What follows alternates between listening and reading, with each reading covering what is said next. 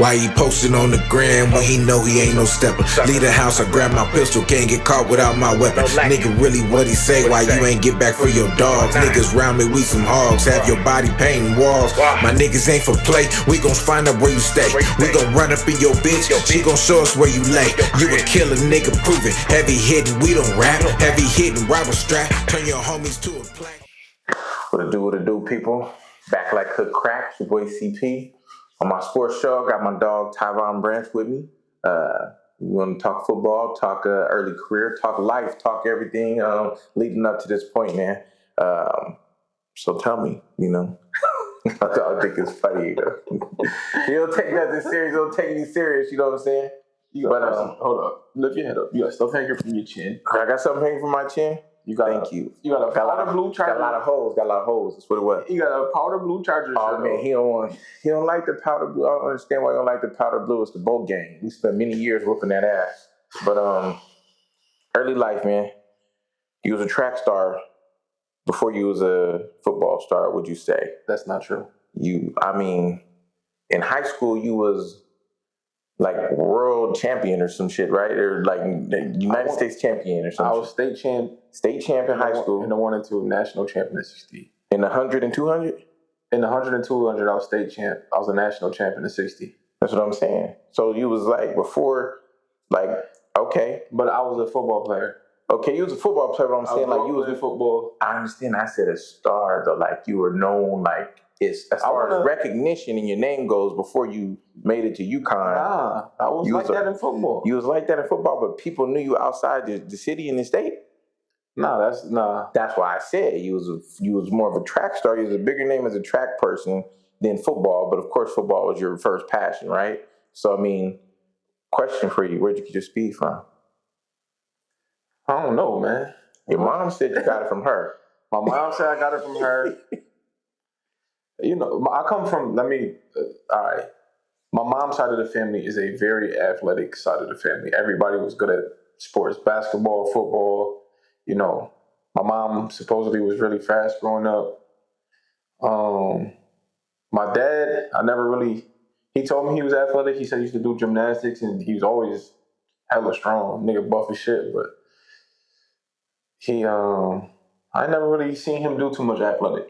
Right. Seen him beat a lot of people up. I don't know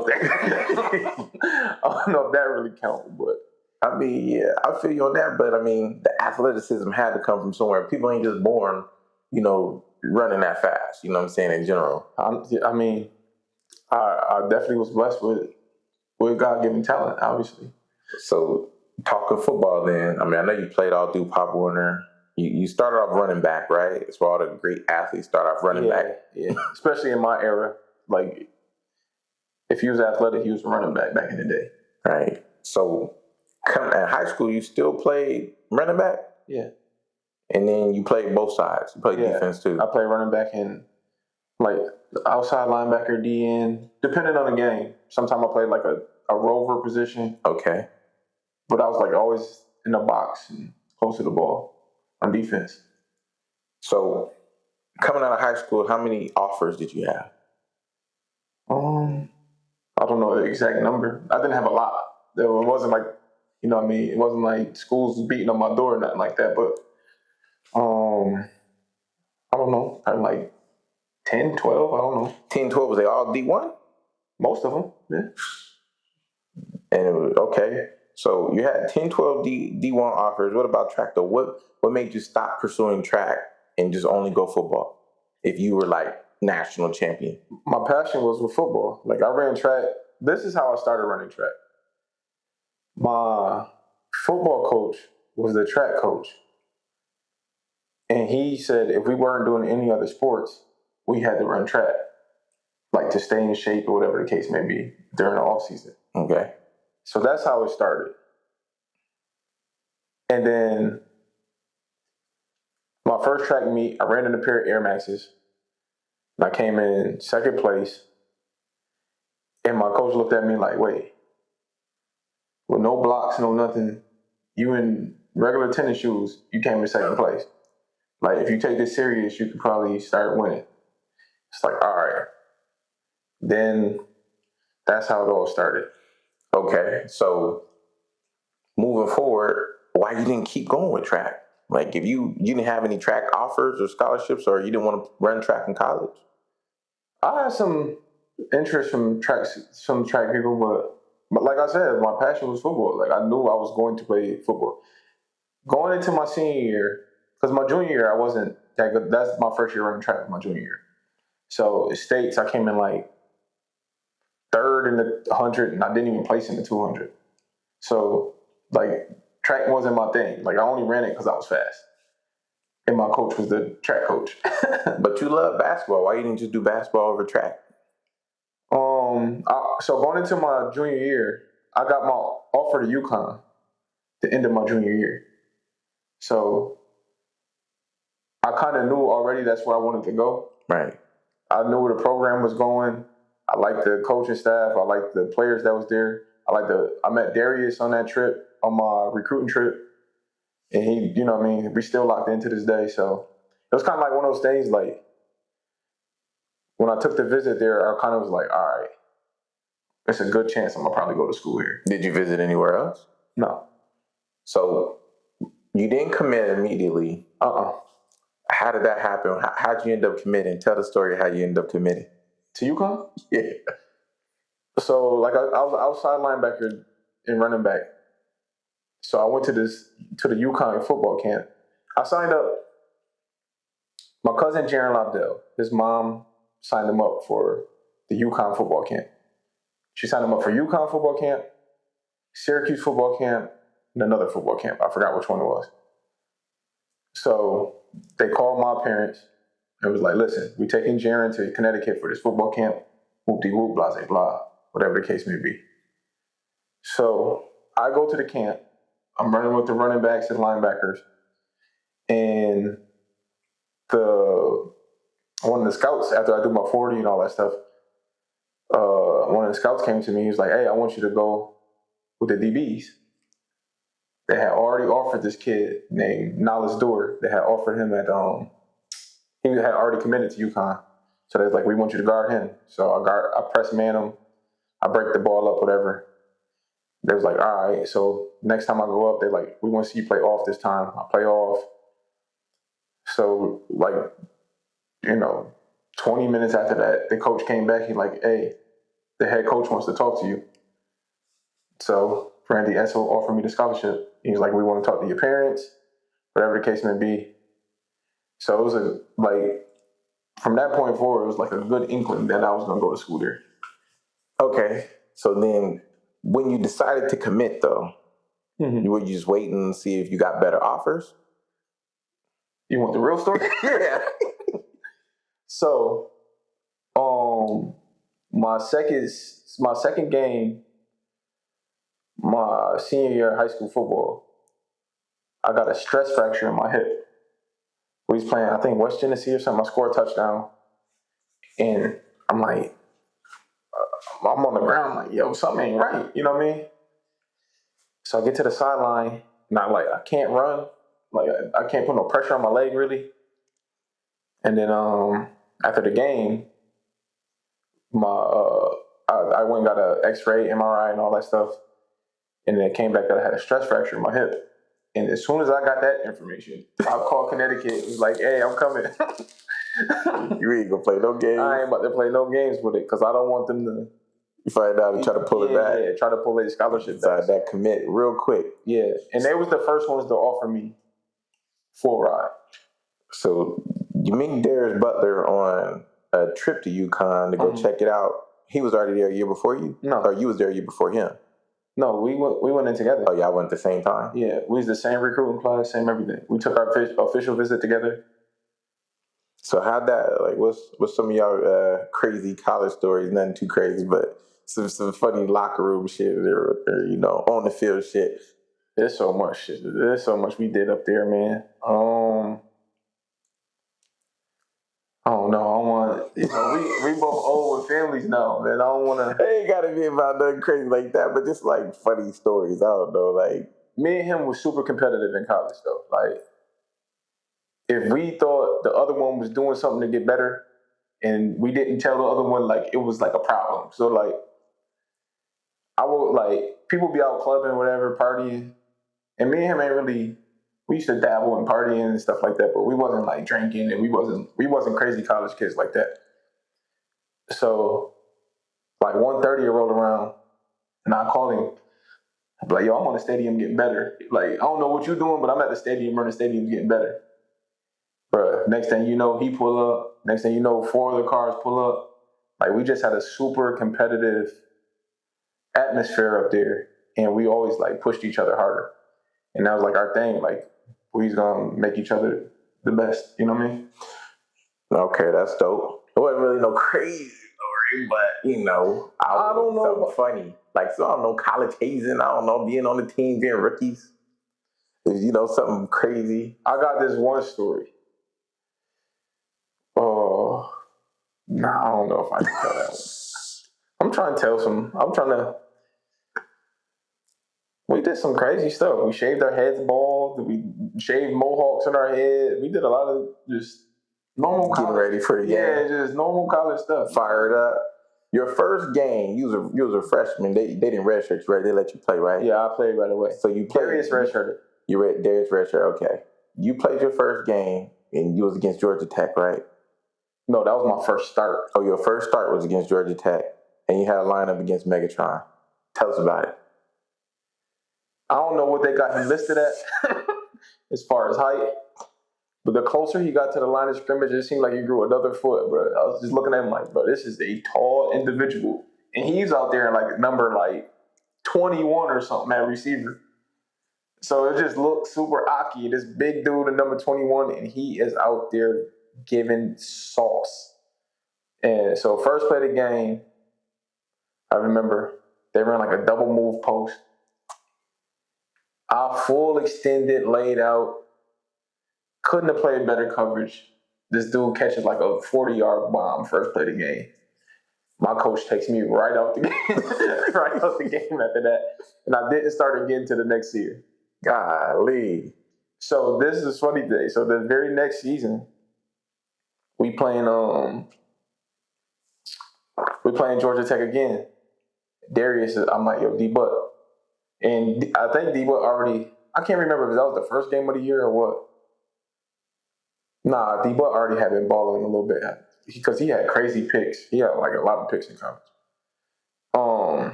But I told him, I'm like, listen, we playing Georgia Tech. I'm like, listen, they gonna go at you first play, bro. Like, that's a fact. If you line up on Calvin Johnson, they gonna go at you first play. I bet. Same thing. Touchdown. First play of the game. And we laugh about it still to this day. Did they take him out for that? No. They let him ride. He was already established. This was, when we played Georgia Tech, it was my very first start. I was a true freshman. It was my very first start. And that happened. And they took me right out. But you gotta understand, like, when I got to UConn, like, I never had the backpedal. Like, I always played either in a box or, like, I played, like, a specialty position, like, depending on the game in high school. So when I got there, like, my back pedal was all Aki. And shout out to Coach Lakatos, because he the one that really got me right in college. But he taught me the game, taught me how to play, taught me how to use my leverage and all that. But I didn't even know how to back pedal really when I first got to college. So like, as a true freshman, 17 years old, you know what I mean, never did this before in my life. And right. The first guy I go up against is Megatron. You know, I got him down to my top 5, 6 wide receivers. That's what I'm saying. Like, so did you ever get some get back on him though the next season, or he just went straight to the pro after? He played what, two years, right? Yeah, you got to play 3 years in football. The next year we played them, I wasn't starting yet. I was playing in like specialty roles. I was playing like nickel and dime and stuff like that. I wasn't starting yet, so I never really had the chance to get no real get back on him. I mean, in the league, obviously, I played against him a lot, but I hope you smacked him. Did you smack him one time? I made some plays. He made some plays. That's the name of the game. So, was there anybody on your college team faster than you? Nah, there was a lot of people that. Oh, I got a funny story about that too. So coming in, like all these dudes, because everybody think they fast. Like coming from your hometown, everybody think they fast. And I had a reputation already for being fast because of the track stuff. So all these dudes swear they faster than me, whatever. So we doing like 7-on-7s late night one night, up at UConn. And all these older dudes like, yo, let's race. And we had this young dude named Brandon McLean. He's super fast. So everybody wanted to race. We lined it up. I found some shades somewhere. I don't even know who shades they was. I put them on before the race. I smoked everybody with the shades on. And then it was kind of like one of those things like nobody ever really tried me like that again. Like by a long shot, smoked them. Like it was like I pulled up and was stunting at the end. Like it wasn't close. Good thing I wasn't out there smoking boots. You know what I'm saying? These old legs now, but when I was younger. But we had some fast dudes in college. We had this kid named Terry Cawley. He's a running back. He would have been all world, bro. He like blew his knee out his junior year, I think. He was like a small running back. He wore number 44. He could play, bro. And then Donald Brown, he got drafted first round running back. He was fast. Andre Dixon, he wasn't that fast, but he was a good running back. We had a lot of good players up there at UConn, man. Dan Orlovsky, he played a long time in the NFL. He's still on TV. We had some guys. And then you played with one of the most prestigious college basketball teams ever. Yeah. Like being on the football team, y'all on the basketball team, and y'all hooping together. Like, what was that like running with them dudes? It was cool, man. We was there. I was there with like Rudy Gay and all them dudes. There was a lot of talent came through there. I was there when Charlie Villanueva was there, Rudy Gay was there, Hilton Armstrong, like Josh Boone, AJ Price, Marcus Williams. These dudes, they was all ballers. So they outshined in the football team because they was winning like state championships and stuff. Or? They national champs. Like, yeah. You know what I mean? Like the last like 25 years, like they winning chips. Yeah, they winning chips. So, but we had when I was there, we was really good at football. Like we was ranked 13 in the nation at one point when I was there. So like it wasn't like we was no bums, but you can't compete with basketball in any atmosphere. It's like, especially at a school like UConn, it's a basketball school. The men and women probably get more love than the football team. So very true. Yeah, I was about to say, I'm like, you on the UConn basketball team, you could be on the practice squad. You don't even see them. Like you never see basketball players. You see them like the first semester, and then you never see them again. Or they just get like all their classes online or something, so they're not being disturbed or something. I don't know. I mean, back in 2007, 8, online, I don't know what they were doing. They might have just got their work and had to do it in the dorm.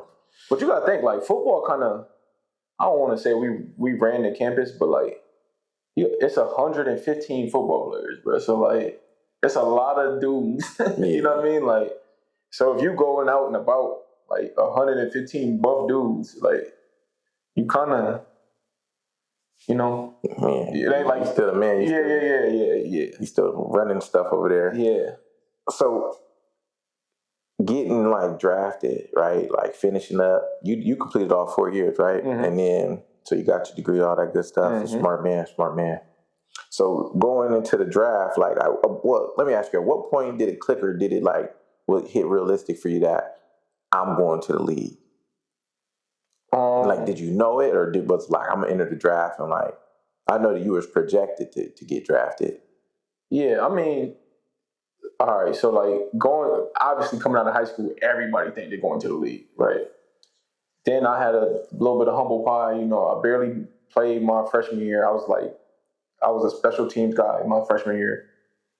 My second year, I had like role on the defense, but I wasn't starting until halfway through my second year. You know what I mean? So my sophomore year, like halfway through my sophomore year is when I started starting. And then, getting the feel for the game and the pace of the game and everything. Going into my junior year, I was like, oh, like, I got a chance. You know what I mean? Like, I'm competing at a high level. We winning games. I'm making big plays in big games. You know what I'm saying? So I think my junior and my senior year, I kind of had the idea that I had a good shot to go to the league. Yeah, I mean, you had a whip in college, and yeah, you just felt like the man. You had some spinners. Nah. I had some rims on my joint though, but my dad looked out for me in college. Like he held it down. My mom did too, obviously, but my pops, he bought me a Charger my senior year. I ain't had high school, right? No, senior year college. I ain't had no Hemi in it though, so everybody used to clown me. But I had the Charger with 24s on it. He bought me the car. I got the rims myself. Fuck a Hemi. Yeah. I got a Charger on some foes. You think the women give a damn if they Hemi in there? Y'all niggas would just hate. Nah, man. It was a good time, man. College was fun. It was a lot of fun. I can say that. Okay. So going to the league, where did you think you was going to get drafted versus where you got drafted? Honestly, you don't know. Like, you have all these interviews with people, every scout telling you the same thing. Oh, man, if you do this, the combine, man, we're going to take you in this. We're going to take you with this pick. If you're here at this pick, we're going to take you. So it's kind of like, they don't want to show their hand. They want to act like they're interested in some players, whatever. I don't know how it all works behind the scenes, but, where did you think you were going to go versus where you got drafted? It was a possibility that I can go the first day. Back then, the first day was first and second round. I think I might have been first round one day, second round. I forgot how they broke it up. The draft was like separate though. It was 2 days. And I remember it was a shot I could go first or second round. So we had like a little get together at my sister's crib for the draft. And I didn't get drafted the first day. So the next day, the party is a lot smaller than the second day. So it was just family at the crib. We just all chilling. And then I remember I got a phone call. Came from a private number. I walked outside. I answered it. They're like, hey, man. It was Willie Brown. He's like, hey, this is Willie Brown from the Oakland Raiders. I want you to know that we're going to take you with our next pick. So it was a big deal. Did you do the moonwalk? What you do? I was actually in the driveway by myself. I stopped watching the draft. I was like, man, when they call me, they just gonna call me. Like, when you sit around, you wait, and you just get super anxious, and it's like, man, I don't want to just stress myself out. I just started pacing around and doing whatever. So when I got the call, I walked back in the crib and I told my pops. I said they had the draft on the TV and stuff, but it's a little delayed. Right. So I told my pops, I'm like, I'm going to the Raiders. And he looked at me like, stop fucking lying. Die-hard Raider fan. So he's like, man, stop lying. I'm like, nah, I'm going to the Raiders. So he got super hyped. It was cool, man. I mean, that has to be something for your dad to be a die-hard Raider fan. And you growing up, you're a Raider, and you make it to the league. You like, Dad, I'm gonna be a Raider. Yeah. I guess that has to be one of the proudest dad moments that a dad can have. Yeah, it was a good time, man. We celebrated like a mug. Because when your son go to the Chargers, I'm gonna be extremely proud. I'm gonna be a proud uncle. But even in the combine, when you ran that 4.2 in the combine, did you know like I'm going to the league? Like anybody that run a 4.2 generally getting drafted. I mean, I had a good idea that I was going to be drafted. Like, cause they give you like a little grade before you come out, so like you got a chance of being drafted. And then after the combine, like my grade got better. But did anybody else run a 4.2 that year? Yeah. Chris Johnson broke that was the same year as you? Same year, yeah. Oh, so he only did about like tenths of a second, right? Like he ran a 4.2 something. He ran like a 4.2. He broke the record like 4.24 or something like that. I think was he 4.23? You was a 4.2 at 5? 4.28. Oh, man. But my draft was fast, but like a lot of people was running fast. Listen, anybody run that fast, I don't even understand how your feet, how your legs can move that fast. Mm-hmm. Like, he needs to be walking on air at that point. Like, and you looking back at his feet, motherfuckers got fire and smoke, shit sizzling. Nah, that's dope though. So you got drafted by the Raiders. Mm-hmm. You get there. Jamarcus Russell's already there, right? Yeah, Jamarcus Russell was there. Jamarcus Russell's already there. He got drafted the year before me. D-Mac. When did Darren McFadden get there? Darren McFadden the same year, where y'all was in the same draft class, what I was thinking. Yeah. What was that like rookie year? Had to been the craziest shit in the world. D-Mac, my dog. I still talk to him almost every day. It's a wild man. Yeah. Him, Marcel Reese, Tyvon Jones, like those are dudes I talk. Khalif Barnes, I talk to them boys almost every day. So that's like my guys from there. Michael Huff, that's like my big homie. Jacoby Ford wasn't there when you were there. He was still there, right? Yeah, that's my dog too. Who was faster? He probably. Jacoby Ford. He was fast. Shout out to Jacoby Ford. Y'all didn't never race in practice? Never raced.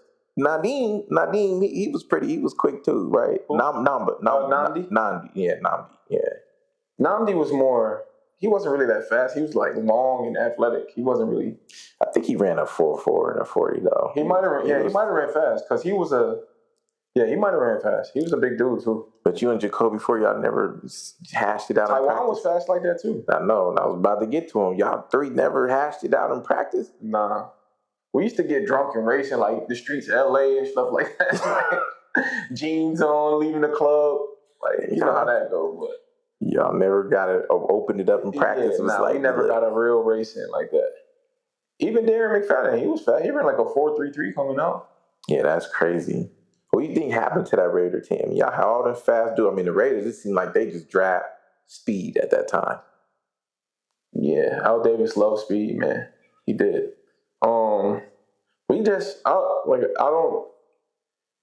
We could never put it all together at once. Like, I don't know how to explain it or how to make it make sense, but like, you had top draft picks. We did. A lot of them. Yeah, every year, y'all was trash, so. Chill out now. Chill out. No, listen, I'm telling you, it was like you was a poster boy of the Raiders. Chill out now. Chill out now. We're not gonna do all that. You got your little Charger shirt on, and I know you feeling so. Y'all had we're not gonna do all that. Listen, Jamarcus Russell had a rocket arm. He had a cannon. Why he couldn't complete the passes though? Was it you think with him it just wasn't the effort? He said the Raiders never gave him a chance. I know you've seen the interview. He said the Raiders didn't give him a chance. What was your take on it watching him in practice? You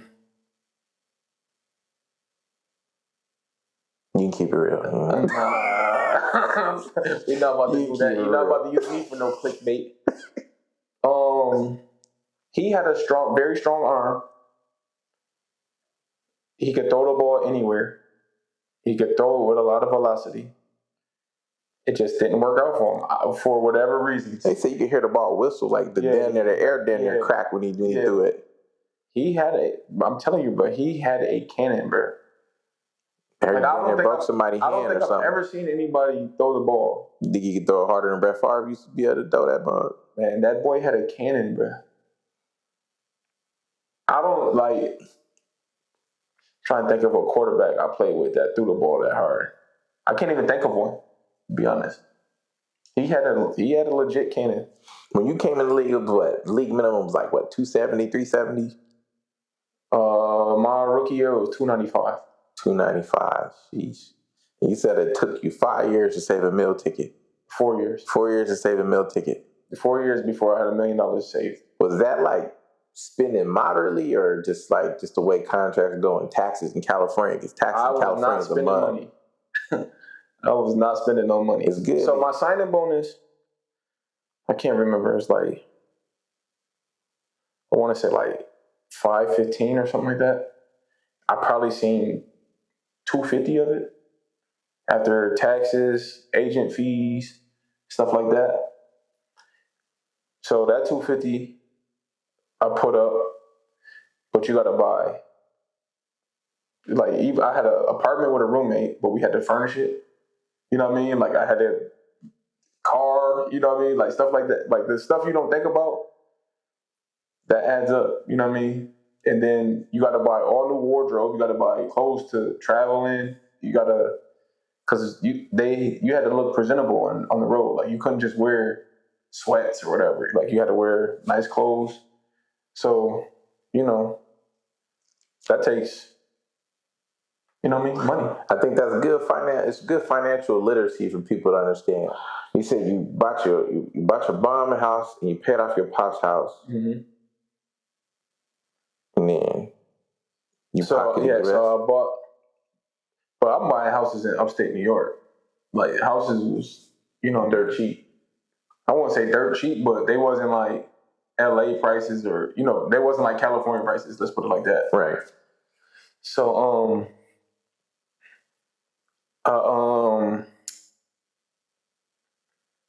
they had this thing called player performance my first couple years in the league, and based off where you was drafted, it's like a scale. Based off where you like drafted and the amount of play time you had, right? Like you get paid basically per play by the league, and I ended up buying my mom a house with that player performance check.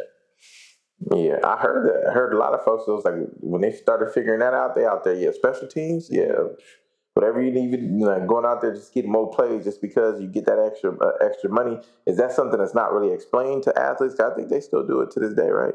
I don't know if they brought it back or what, but they stopped it for a while. I don't know. Oh, everybody started getting hip to it. No, I don't think it's. I mean, it wasn't a thing where. I think it was a part of the collective, the CBA. I think it was a part of the CBA that they changed whatever the rules was on getting paid. Yeah. I mean, I still don't understand why NFL players ain't getting fully guaranteed. You're starting to see it more often now, but I just feel like a lot of quarterbacks getting it, like big star players. I just feel like it's so much more of a physical game, and injury is like something that's unavoidable, especially like in all sports, injury happens, but in the NFL, it's like injury is so unavoidable. Why don't they give fully guaranteed contracts, right? And it's like, and then they want to backload your money so that, if they give you a 5-year deal and your highest money come every year, but your last 3 years, then like they got the first couple years to get you on a bargain. Then your last, 3 or 2 years, that's where your money come. Either they trade you or they want to drop you. That's where having a good agent makes a big difference. Negotiating your contract is very important. How'd you pick yours? Just interviews and just meetings and just going with my gut kind of at the end. And me and my agent, I still kick it with him to this day. I've been out the league forever. So. Nah, he a dope dude. I definitely came across him a couple times. That's my brother, man. Yeah. Buddy Baker, shout out to you, bro. Shout him out. Shout out to the GOAT. Shout out my nigga Gucci. Nah, but rookie season, that rookie dinner, everybody talk about the rookie dinner, man. How they hit you? They got me good. Forgot how much it was, but they got me good. There's, I think, like 10 bands. Did you have to? That ain't nothing. That's light. Did you see what? I went fourth round. You see what Richard Sherman? I mean, not Richard Sherman. You see what my dog Sean Marion was talking about how they hit him? It was giving that Louis. Yeah. Oh yeah. They had all that at mine. We went to Roof Chris. The linebacker showed up. The DB showed up. I think he said his rookie dinner was a couple $100,000. See, that's different. They couldn't have got a couple $100,000 out of me. I didn't even have a couple $100,000 to give them at the time. They was like, oh yeah, another bottle of this, and he was like, folks was like, yeah, I'm gonna just take this one home and all kinds of stuff. When he got the bill, he said his receipt. He said, you ever see what was it like them tax people or something? They just doing the loan. He said his receipt was like rolled to the ground. So the owner came to him and was like, yo, like, let me talk to you in the back, because they kept ordering more. He was like, listen, like, this is your receipt, like. And he said when he got to the bottom of it to look at what it was, he's like he Denner had a heart. Sean Merriman went he was like a top 20 pick or something crazy, wasn't it? Yeah, but still, that's still. Yeah. I ain't had those worries. But they knew they couldn't get a couple $100,000. Did y'all have to split it like you and D-Mac? And nah, it was. They hit everybody singular like that? Yeah, so we did it when I did it mine, we did it by positions. So, like, I just went out with my position group, but the linebackers came to mine. But they had, we got there, they had shots of Louis all on the table already with a little candle burning underneath it. They was rotating it, heating up the shot for you. I was like, I ain't never seen nothing like that. Getting ready to spend your money. It had all the appetizers all spread out on the table already. big stakes. You know how that go. Roof Chris. Yeah, they got me. So when so it wasn't like a team collected thing. They hit like D-Mac and then they made me get a limo. This is back when limos was a thing. They made me get a limo. I got a stretch Hummer limo.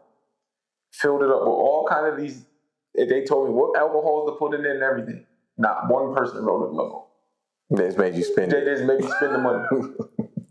Then, so we went to dinner. And then after dinner, I had to take them to the club. And then we got to the club. Everybody just walked in and walked back out. So I had to pay for the table at the club. What was it like adjusting though from college game speed to the league?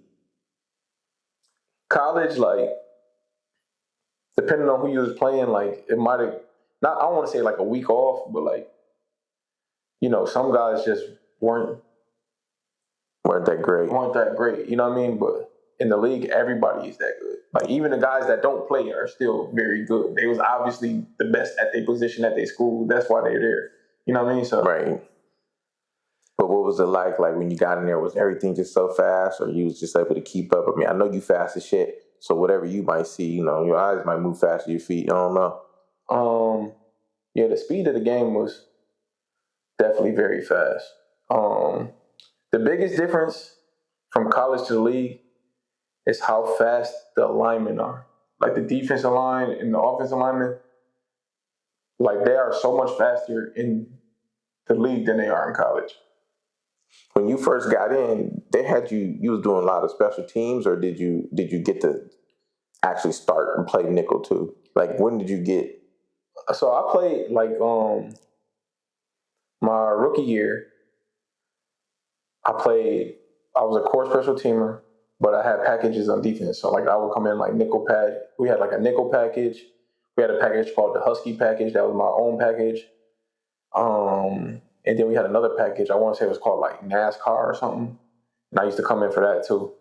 So I used to be on the field, but I got hurt my rookie year. I tore my labrum and fractured my glenoid in my shoulder. How'd that happen?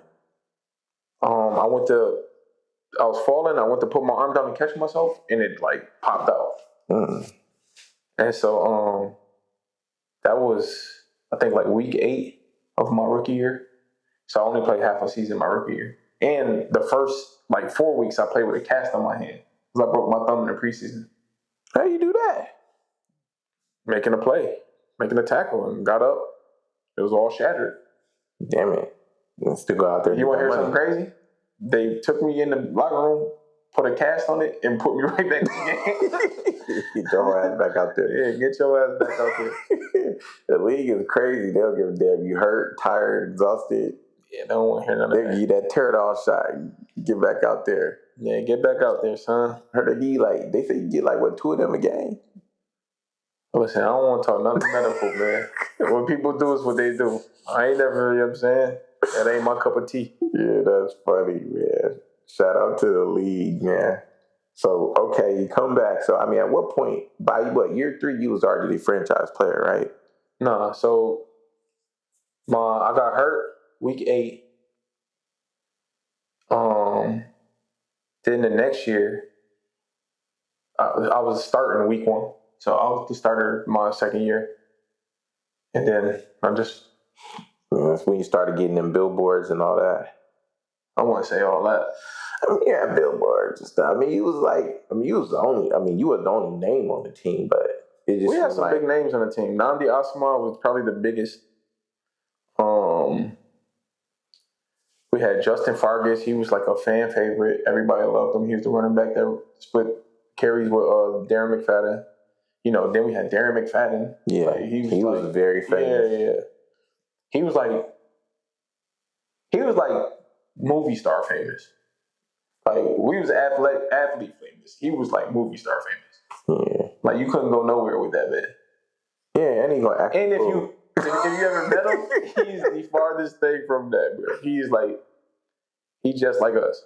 Yeah, when we was at dinner that day, I couldn't stop laughing at him. Like, he funny, crazy. Yeah, he either gonna make you want to fight him, or you just gonna die all day. Yeah, he gonna have you laughing. You can count on that. What about who threw you your first pick? My first pick was against the Chiefs, my rookie year. Was it Alex Smith do it to you? Alex Smith wasn't there. Yeah, he was with the Niners. Oh, he was still with the. Oh yeah, you're right. Then was it Trent? I forgot who the quarterback was, to be honest. Who was the quarterback for the Chiefs? Was that 2010? 2009? 2010? 2008. Yeah, 2008. Oh, bro. Yeah, you older than me for sure. More than you by like 4 months. Yeah, more like 10 years, but we're gonna keep it. We're gonna keep it where it's at. Who was the quarterback then? Was it? I can't even see. I don't know why it took me to this one. Here we go. Tyler Thigpen. No, I wasn't Tyler Thigpen. It wasn't Tyler. That was 2008. Jeez. Let me see. Unless they had another one. Was he hurt?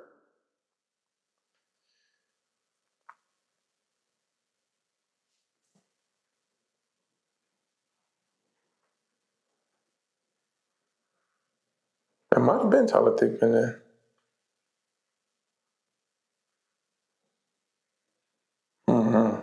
Let me see. Let me see what that backup quarterback was.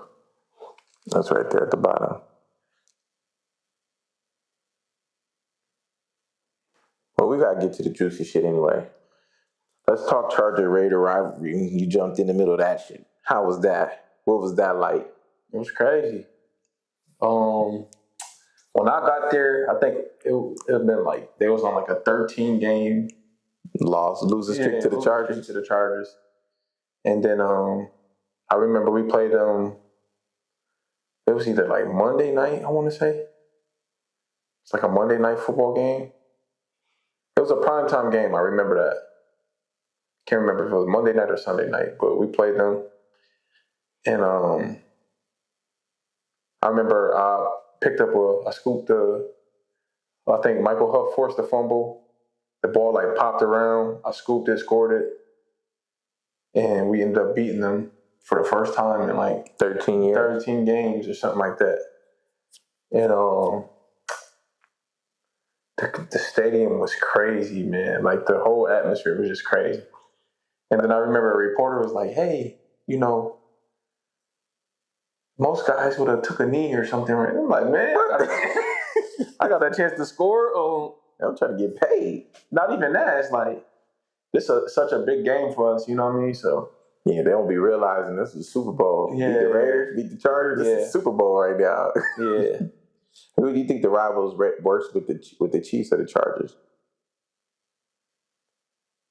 I think everybody in the division. I don't think it's like one that sticks, because the Broncos is just as bad too. I don't know. I just remember growing up in San Diego in the Raiders-Charger game, getting stabbed in bathrooms. It was crazy fights. Maybe it is the Raiders-Chargers because they're both in California. So it was going up. Like it just seemed like, man, when the Raiders came to town, it's like half of San Diego, or a third of San Diego is probably Raider fans for sure. That's what I'm saying. We like a third Raider, third Chargers.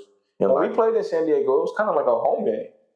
There was so many Raider fans out there. Man, that's because they probably all coming from LA damn near too. Yeah. Ice Cube, NWA put that Raider shit on. But the Raiders was in Los Angeles. All the Mexicans. Yeah, that's what I'm saying. So they come drive down 2 hours, 90 minutes, come to a Raider game, and then y'all deep. Probably why we ain't got that damn stadium. What do you think was worse? Qualcomm? Qualcomm used to be Jack Murphy Stadium when I was a real kid. When I was a kid, it was Jack Murphy Stadium. But Qualcomm or the Black Hole? I think the atmosphere it was the Coliseum when I was playing there. The atmosphere there is ridiculous, bro. Like the Black Hole, like they really stand on business. So I mean, I went once, The Qualcomm Stadium was just so trash, but like everything about it was trash. Like it could have been worse than the Raiders Stadium though. That Raiders Stadium, they didn't even pass the toilet flush test. But they got to flush every toilet in the bathroom at the same time. They couldn't even pass that. Shoot, I went there. Man, they had the little tiniest TVs in the corner. I was sitting right behind the end zone. They had the tiniest little TVs in the corner. Shit, to me, it looked like a Pop Warner Stadium. It's big as hell. I'm like, ain't no way. Yeah. I mean, don't get me wrong. Old construction equipment and pieces of the parking lot. It's like The stadium they have now in Vegas is light years away from the stadium we had. Yeah, I wonder why they couldn't get it in Oakland. Why they couldn't just tear that one down and rebuild it? I mean, it's a historical team. Why go to Vegas? Mm-hmm. I know. Why go to the cocaine hooker capital? I know the ownership was trying to stay in Oakland, but it just didn't work out for whatever reason. They about to lose the Athletics too, I believe, right? All the teams are going now. The Warriors moved to Santa Ana. Yeah, like Palo Alto or something. Somewhere out there in the cuts. The A's about to go to Vegas, and then the Raiders is in Vegas. That's wild. Taking away history. I mean, it already sucks the Chargers in LA, but after 55 years, but I mean that's a hop, jumping, and skip, a little 90-minute, 2-hour ride. You can ride the coaster if you Oakland want to. is some of the best fans in the world. I would agree. In every sport. Like, I would agree that the Raiders have some of the best fans in the world as far as them. If they move them to Alaska, they're going to get that ticket. They're going to go to a game. Yeah. I always say this, like, I wish we could have won more when I was there. Because our fan base was so loyal. And I mean, they came to watch y'all lose. Bro, chill out, bro. We're going to keep it a stat. But look. Y'all never won anything, though. Like, you have to factor that in. Like, we never the Chargers won anything, have never won anything. We win games, at least. I don't know what y'all going to do this year. Y'all like one of the only franchises without we ain't won the only one. It's probably at least 10 or so. But, I mean. It's not a lot. Listen, we about to get Michael Parsons. He's about to come to the Chargers. Good luck with that. Look, we was dead last in defense 2 years ago. Last year, we was like top 3 in defense finishing. We had no receivers last year, but we had a decent Disley, and we had a rookie Lat McConkey running the slot. And somehow we was able to win 11 games. Now we got the receiver from Ole Miss.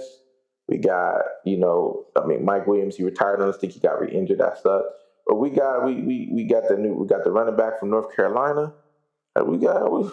Chargers finna make some noise. They actually, some commentators actually had us beating the Chiefs this year. So fingers crossed. But they got Harbaugh there now. Yeah, we got a great coach. Got a good coach. Fingers crossed though.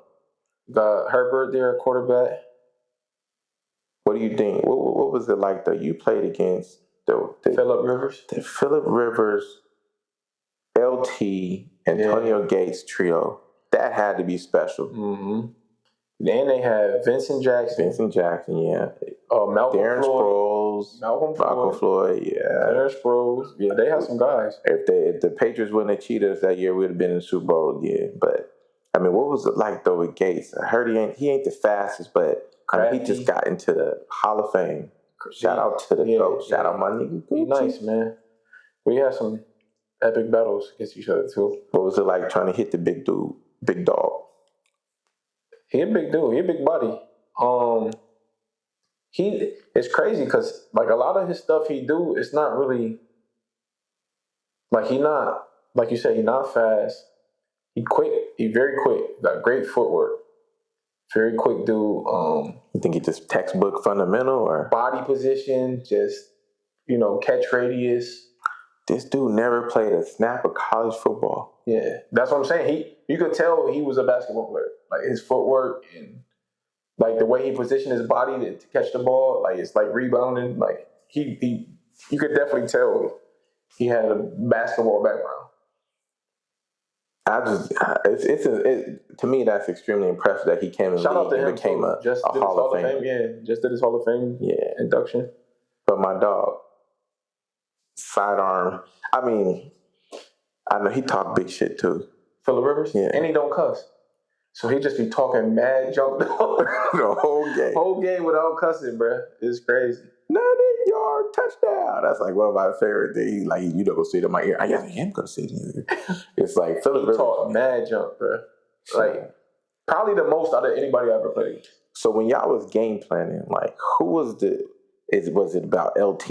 Was it about Gates? Like, you got... Game planning is situational. So, like,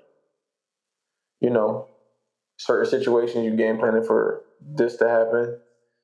Certain situations you game planning for that to happen. Like, it just... But you knew LT was going, like, he got the touchdown record. Like, you knew LT was going to go out there and just light shit up. He was out there LTing. What was it like playing against him? Like I'm playing against one of like the greatest that's ever gonna like play this game. He's very good. He's very, very good at football. There's a lot of dudes I played against that's like, I mean, I played in the league, so like, there's a lot of dudes every week is somebody you're gonna be like, dang. You know what I mean? Like, but like, well, LT though, he's generational though. Like, he's gonna be in the top 5 running back talks probably for a lifetime, right? Yeah. With having the yards record, having the touchdown record that he has, and just receiving out the backfield. Yeah, like that dude is just phenomenal. Being in San Diego, you really don't get to meet too many athletes. Of course, I got to meet Junior Seau, though. Everybody got to meet Junior Seau. You know, he was really from the city, in the city. Not the LT's not in the city as well, you know, doing his thing. But it was just harder to meet like those kind of guys. But man, it was like, you know, if I had a chance to meet him, like, I got to finally meet Sean Marion, which was an amazing thing. But if I would have been a kid getting to meet like Natron Means and some of these crazy dudes, it'd have been crazy. But being in the league, like, I guess you can't really be a fan, or you're not really a fan anymore, a fan of players because you play against them. Like, what is it like playing against these dudes? And it's like, I'm one of y'all, but like, I don't know. I feel like I've been star-studded. Like, you still a fan of these dudes. Like, that don't change. And they, like, a lot of them be fans of you, too. Like, after games, a lot of great football players came up to me like, yo, keep doing your thing, man. We love watching you play. You play the right way, whoop-de-whoop. So, like, you know, you're going to give credit where credit is due, but, like, when that whistle blow, all that's out the window. Who you think you learned the most from? I mean, Charles Woodson was there with you, right? I played with C-Wood, too. I mean, he's like top 3, top 4 ever. Ever, yeah. At corner position. I learned a lot from Nnamdi. We had D'Angelo Hall when I first got there. I learned a lot from him. Michael Huff kind of took me under his wing. You think D Hall could fuck with you in a foot race? He was him too when it came. He was fast too. Y'all had all speed. We had a lot of speed. No talent. No, I'm fucking with you. Now y'all had all the speed. Y'all should have been ball hawks. I don't know what. I really don't. I mean, who was y'all coach at the time? Defense. Yeah, like, we was always. I give y'all that. Y'all could defend, but it's just getting the tater, you know, across the goal line. I mean, y'all had D-Mac, but a running back only do so much running the ball. We had a lot of quarterback issues. People getting hurt. You know, we had guys come in that start balling and then get hurt. Then we was on pace. Like, one year we had Jason Campbell at quarterback, and D-Mac was leading the league, I think, in rushing, and he was like, we was winning every game almost. Like, I think we started the season like 6-1 or something. He got hurt. Then we got Carson. That was the year we got Carson Palmer. Shout out to the GOAT. Yeah, that's my dog. I never met Carson, but always been a big SC fan. So that's a cool dude. Yeah, that's a cool dude right there, Carson. I'll meet him one day. Let me say, being there, I remember you told me one story about the watermelon. Come on, bro. Tell him about the watermelon. Some stuff is just, you know what I'm saying? I mean, it's 20 years, 15, 10 years, 12 years ago. Nah, man. Some stuff is just, you know what I mean? Some stuff we talk about with your homeboys and some stuff you talk about in front of the camera. All right, we won't talk about that. So, okay, boom. So leaving the Raiders though, right? I mean, you were there for 6 years? 7 years. 7 years. You was there for 7 years. And leaving the Raiders, is it because you wanted to go to a new program, or they didn't want to give you they didn't offer you what you deserve? They was paying me a lot of money and I kept getting hurt. Like, that's the best way to describe it. I got hurt, I think, I broke my leg. Second or third game of the season, 1 year. And then in the year after that, I broke my foot, second or third game. So I played 5 games in 2 seasons. And you on the hook for a lot of money. And you ain't out there on the field. You kind of, you know. So it was kind of one of those things, too. They was like, you know. We love you, but business-wise. Yeah. It's a business at the end of the day. Like, and I get it. Like, so what made you go to the rival Chiefs? How did that happen? And what was that like?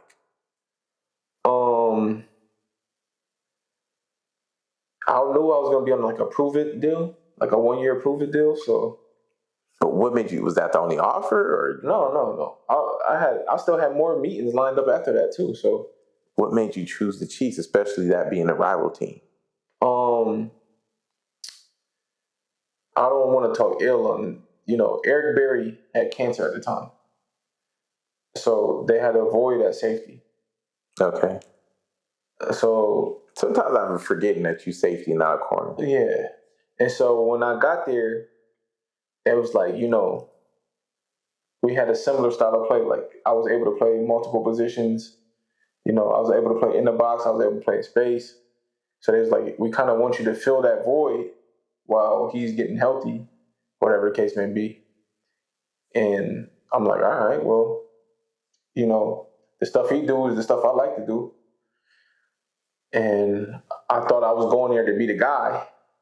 Obviously, you always think that they telling me like, we want you to come in and be the guy. So I get there. That's why I signed there, because they told me I was going to be the guy. And then I get there and I was the farthest thing from being the guy. And so, it was like one of those situations where, Eric Berry came back miraculously. Like, I seen him and I was like, nah, bro, ain't no way you just beat cancer. You know what I mean? Like that quick. That a testament to the type of guy he is. Shout out to my nigga Gucci. But at the time too, like it wasn't even like he wasn't like the first few games, he wasn't even playing the full games. Like right. He was rotating in, like they were just trying to get him back in the rhythm. And when I got there, I was at the very bottom of the depth chart. And then I would work my way up. And I knew it was gonna be crazy when I got there. I remember Eric Berry, I don't think he was doing OTAs at the time. Hussein Abdullah was in front of me. And so he was in Dallas. Like, you go home for the weekends during OTAs, whatever. He was in Dallas, a big storm hit.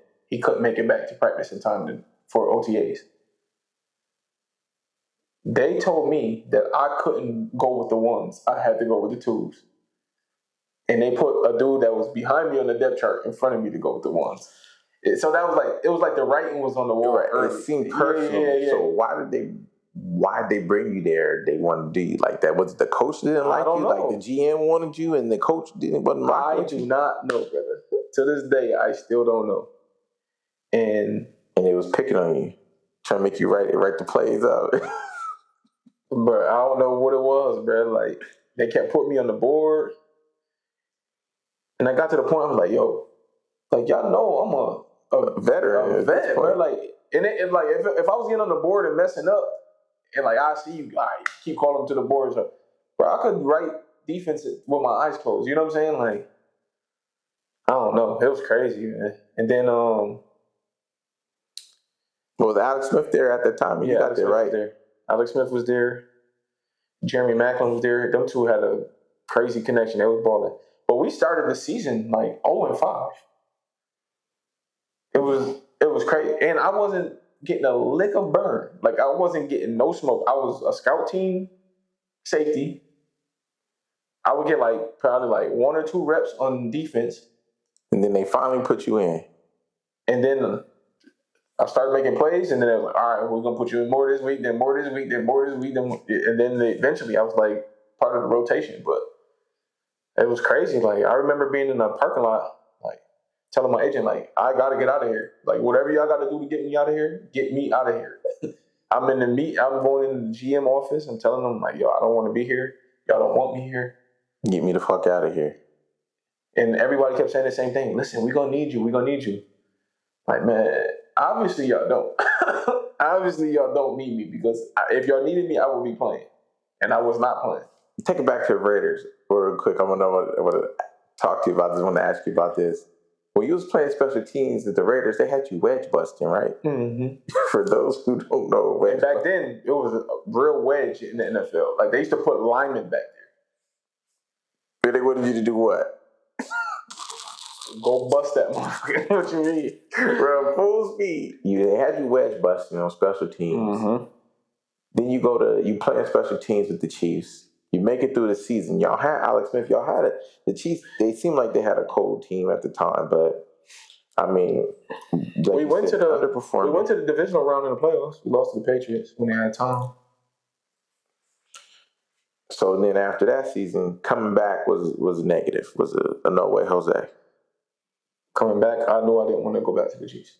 What was it like being in the outside of I ain't playing? What was it like being in the what's the Chief organization like compared to like the Raiders? The Raiders is like you once a Raider, always a Raider. They don't give a damn. Use them practice squad. Just the love they show. I hear that they just show a lot of love to the players. Playing with the Chiefs. What was that like? Were you? What's his name was already there too, right? The coach, Andy Reid. Andy Reid was there. Yeah. What was the regime, the Andy Reid regime like with the Chiefs? It's very different. Let me say that. Everything is very controlled. Yeah, very by the book. Like you got to wear team issued cleats, team issued. Like your stuff you got to have your shirt tucked in at practice.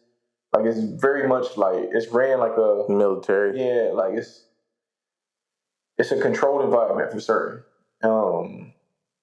Almost like the Bill Belichick way. You have to go up in there the Andy Reid way. Andy Reid and like training camp, we got live periods every day. It was different. It was different. Well, Oakland was different too. I could say that because when I first got to the league, we had real tour days. So we had padded practice in the morning and padded practice in the afternoon. Sheesh. Yeah, so we used to be getting after it. And then we used to have a lot of live periods too when I was in Oakland. But yeah, Kansas City was cool. It was cool. What do you think was like your whole career? What do you think was like your biggest play or your highlight play, the one that always lived with you?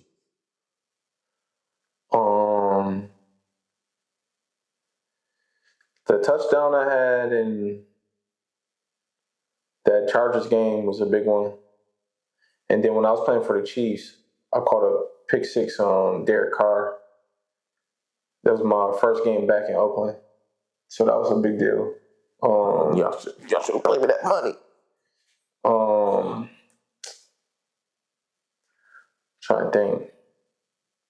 I don't know, man. I made some. What do you think was your hardest hit? I know that's your claim to fame. Well, both. I know that's your claim to fame, smoking boots. I don't know. I hit a lot of people hard. Y'all had a running back, Ryan Matthews, I think. Yeah, Ryan Matthews. Yeah. I went on a blitz and he picked me up, literally picked me up like this, and tackled me, slammed me. And I told him, I'm gonna get you back for that. And I tried to kill that boy one play. Not literally, but tried to smoke his boots. Yeah, I definitely gave him some sweet chin music. And then the play didn't even count. Somebody had lined up in the neutral zone or something, I think. What about going against a receiver? Who do you think was your toughest matchup in the league? I mostly guarded tight ends and slots mostly. My worst game ever, I think it was Monday Night Football against the Green Bay Packers. I was playing for the Chiefs. Mind you, I'm not getting no reps. These boys, our nickel got hurt the first drive of the game or something. Towards ACL. I get the phone start ringing. Hey, how you feel about going in that nickel? I'm like, I'll do it. Right. You know what I mean? I ain't getting no smoke anyway. I'll do it. Boy, Randall Cobb scorched me.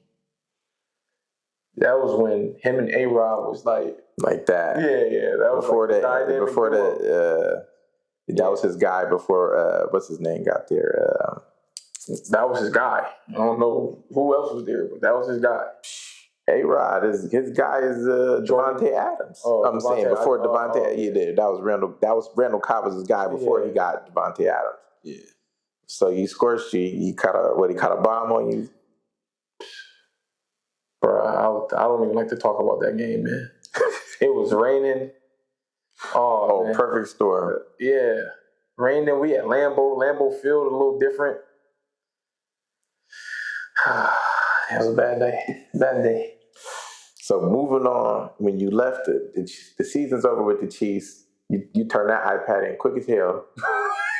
Season over. Not coming back. Don't even want to entertain an offer back with them. What was your options and why did you choose the Cardinals? I'm like, man, I want to go somewhere and win. And the Cardinals had just lost in a shootout to the Panthers the year before. Wouldn't call that a shootout. Well, you know what I mean. They got that ass whooped. The Cardinals was the favorite going into the game, and they lost. So I'm like, all right. Shout out my Bird Gang homies, but got that ass. Well, I mean, I was, watching my homies play, and I was just like, oh my God. It was like a 30-0 or 30-7 or whatever the hell it was. It was Cam Newton put on a show that game. That was one of maybe his best career performances he might have ever had.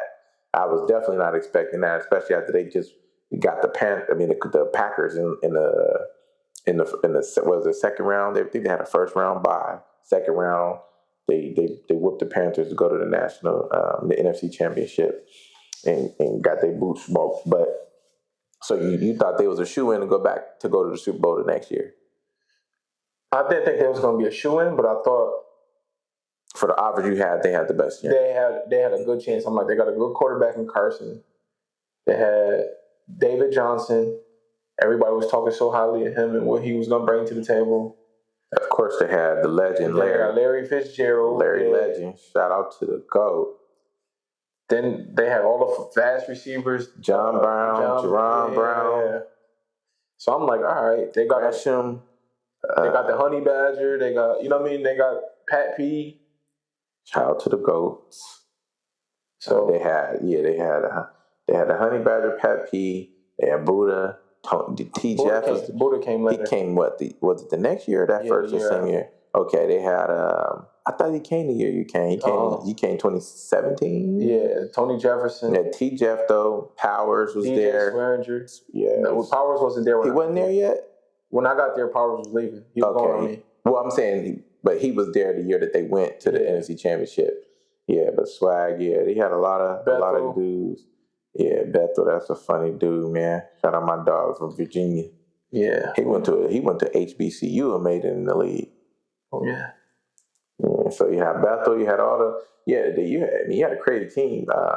But Chan Jones came the year you came, he came. Mm-hmm. So shout out to the GOAT. The team was crazy. I mean, you had Marcus was there. Marcus had the double digit, had 10 sacks. I think I think he had 12 sacks that year. They went. That's one dude I would play football with him any day, bro. Junkyard dog. Junkyard dog. Marcus, and that's my dog right there. I mean, just thinking about everybody that they had. Was Calais still there? Calais Campbell, yeah. I mean, the Cardinals was stacked. Both sides of the field. I mean, yeah. I mean, Smoke. I mean, Smoke ain't racing either. You and John Brown. Y'all know I Smoke. Man, he had wheels, man. I didn't race that many people. Racing is not like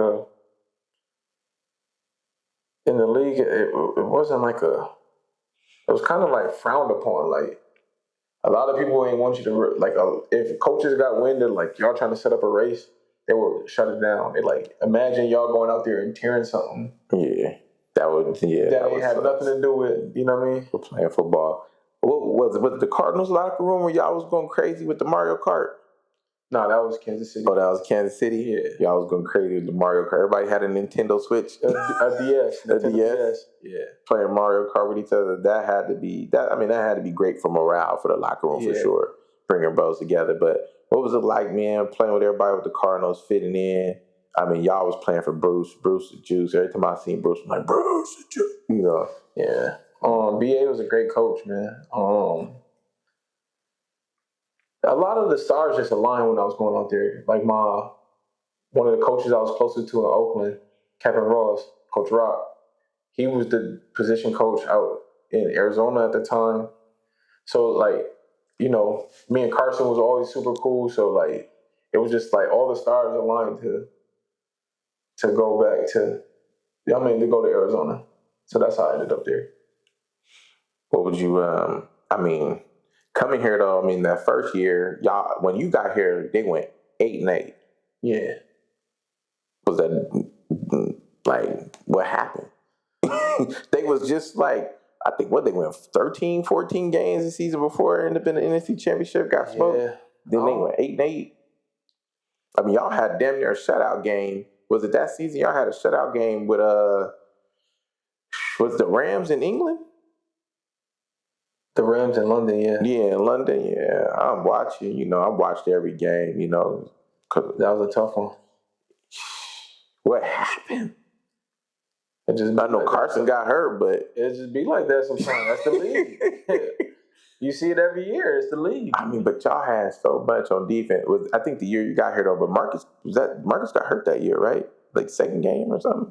Marcus got hurt. Him and Buddha, right? He tore his ACL. Yeah. So y'all didn't have him, but y'all still. Reem stepped up. I know Reem went crazy that year, 2017. No, Marcus tore his knee the same time I tore mine. Was that 27? That was 2018 year? 2017-18. 2017-18 year, right. Yeah. And that's when Reem stepped up. Shout out my dog, Kareem Martin. Got the big contract with the Giants after that season. But it was still entertaining to watch, man. John Brown had the little dance. He did a little thing go crazy like he was drumming. I don't know what the hell. Smoke was a funny dude, man. That was a good year, man. I definitely wanted to see the Cardinals do more and do better. It was fun playing out there. We had a fun group of guys. Playing for the Cardinals now, you got your last injury, and was you satisfied with leaving the game, or was you just like, I don't want to rehab and go through it and try to come back, or your body just told you like, nah, this is it? At this point in my career, it was like every off season I was going through a rehab for something. You know what I mean? So it was kind of like, and I don't know, like, it wasn't because of my preparation or whatever. I was, I'm always working hard. I was eating right, It just, my body was like, maybe it's enough. You know what I mean? Like, you only go through so much wear and tear on your frame. So, I rehabbed my knee back, and I was getting calls from teams, and I kind of was like, is it worth it at the end of the day? You know what I mean? Like, go out there. What if I blow up my other knee? What if I do this knee again? You know what I mean? So it's kind of like one of those things like, I had to walk away. Buck told me you opened it up in practice one day with the speed. I guess like for me and having horrible back I got now and can't jump and dunk no more. Like, what was it like when you like, I can't move like I used to no more. Like in your mind, I know you probably think I could still run a 4.2, but like being that fast, like I can't even fathom it. I was like, that part of it, I still had everything going into, you gotta think, when I hurt my knee, I was like I think I was the top rated safety in the NFL at the time. Like the PFF, I was the top rated safety. I was leading all DBs in tackles. I was leading the league in tackles like the week before. So I was still playing at a very high level. And my body was still moving. I was still able to move. I was covering. I was, you know what I mean? I was playing good ball. It just, when I blew out my knee, I just knew I didn't want to go through rehab again. Keep having a rehab. That was like every offseason I was rehabbing. That's like your 5th, 6th injury? Yeah. I had a lot of major injuries at that time. The year before that, I tore my groin twice in the same season. So like, it was kind of like one of those things like, how much more I'm going to endure. Yeah. The love of the game. That's the problem. I love the game too much. So like, I'm like, I don't want to go out there and not be giving it 1,000%. You know what I mean? And it was getting to the point where like, I had to start thinking about my body. Like, all right, you know what I mean? So once you get to that point, your mom will just walk away. So retiring, I notice a lot of people, they, have a lot of issues with retiring, right? Because they don't have the schedule no more. They're not on a schedule anymore. What am I supposed to be doing with myself, or this and that? Their days aren't planned, and just maybe they don't have anything like, hitting, being physical with like playing football. Like a lot of that it does. And I don't know, maybe a little bit of, what would they say, the football players damn near have, most of them have that concussion protocol stuff. Like, what do you think helped you stay grounded leaving the league, and what did it look like for you, like moving forward with like other business ventures? My family, I would say that was probably the biggest thing. Having the right people around you. A lot of people struggle. A lot of people, their whole life and identity is being a football player. You know what I mean? Like, right. Most of us has been doing this since we was little kids. You know what I'm saying? So like, a lot of your identity is tied up in sports. So like, when you take that away, you kind of start thinking like, who am I? Like, what am I? Like, who am I? What am I? Like, you know what I mean? So like, a rich ass nigga. It don't be like that. It ain't like that for everybody though. Like, you know what I mean? So you gotta think, at the time I retired, I was about to be 31 years old. I didn't know anything else other than football for 30 years. You know what I'm saying? So how did you, like, that's what I'm saying, what it looked like business wise, like moving forward and figuring out, all right, what's the next play? Like what?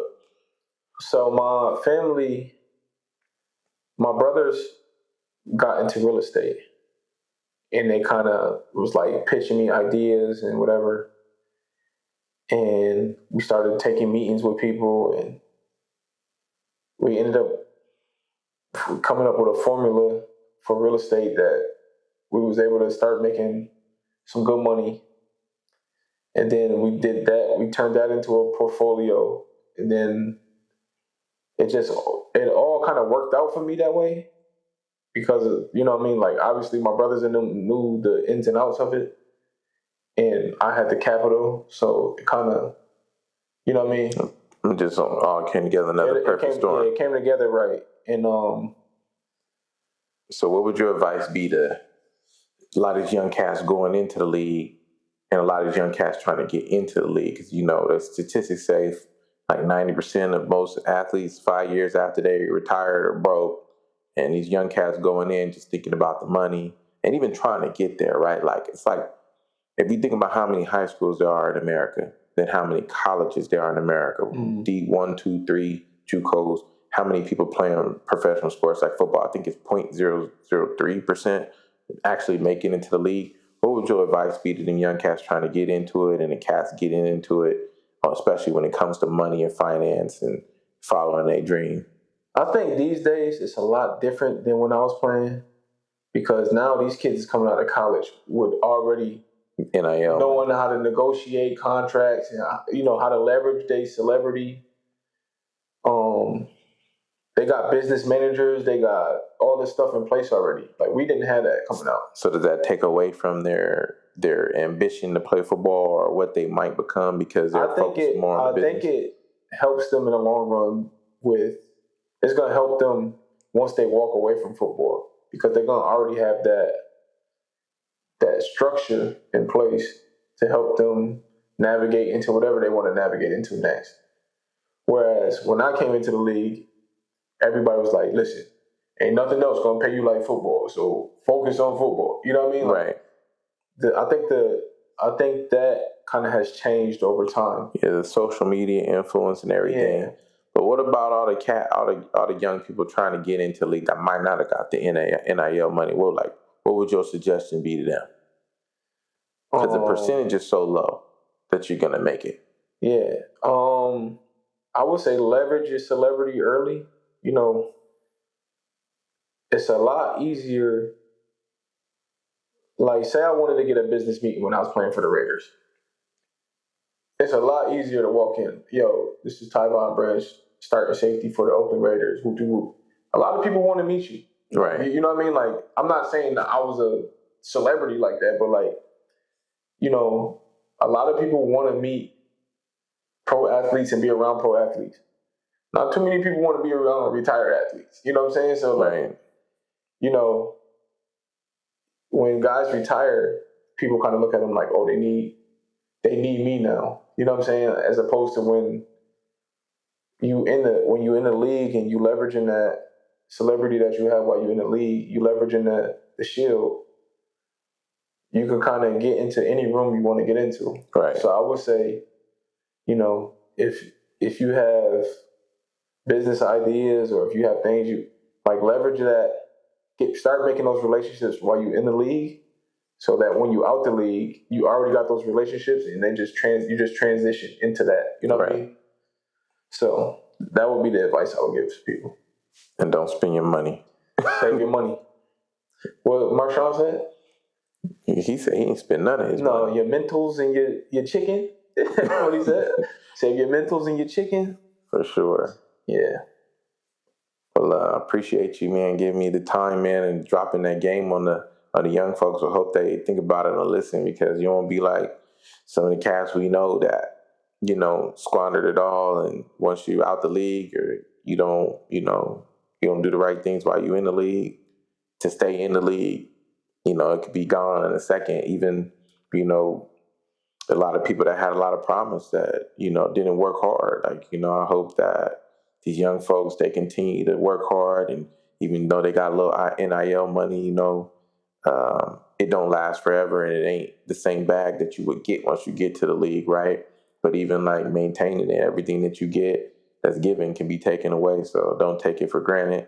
You know, there's a lot of what I see, you know, looking at these young cats on social football media. In general, man. You always one play away from the end of your career, so it's kind of one of those things where, you know, just, you know, as much as you can, just try to be prepared, like, because it can be over literally one snap. That's all it takes. Learn your own.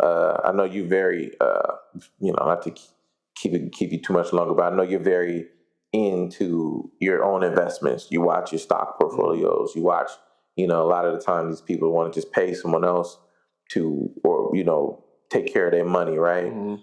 And I know a good buddy of ours, you know, having a financial advisor and all that. You know, I remember we talked one time, and I was like, you know, these people, they want to teach, they want to keep fishing for you so that you keep paying them. Mm-hmm. If you learn how to fish for yourself, then that eliminates their job, right? So I would, you know, definitely recommend these young cats learn how to fish for yourself, because a lot of these financial advisors, as long as they make you a little bit of money, or they take care of your money and keep getting paid from it, you know, when it's all over, they're not really invested in teaching you or helping you make, like, maybe the most ambitious ones that want to keep making money themselves. Mm-hmm. But like, hey, if I got 20 people under me that got a $10, $20 million portfolio, and I see 2-3% of that out of each one every year, even 1% of that out of each one every year, they're making more money than you damn near when you retire, you know, because they're just getting that money off of so many individuals, as long as they keep it as a client. So definitely, I would say, you know, live your dreams. As you know, it's possible to make it to where you're going.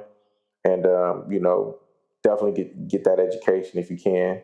I mean, but definitely you got to jump out when you got to jump out, right, when it's best for you. Mm-hmm. So, you know, be calculated is what I take from everything. And, you know, pay attention to your own finances, because when it's gone, it's gone. But I appreciate you, my good brother. Mm-hmm. You know, we talk sports with CP. We're going to have my dog on here more often, man, talk about current events and what's going on. But, you know, if you're not a Charger fan, we accepting people on the bandwagon right now, because it's about to get real.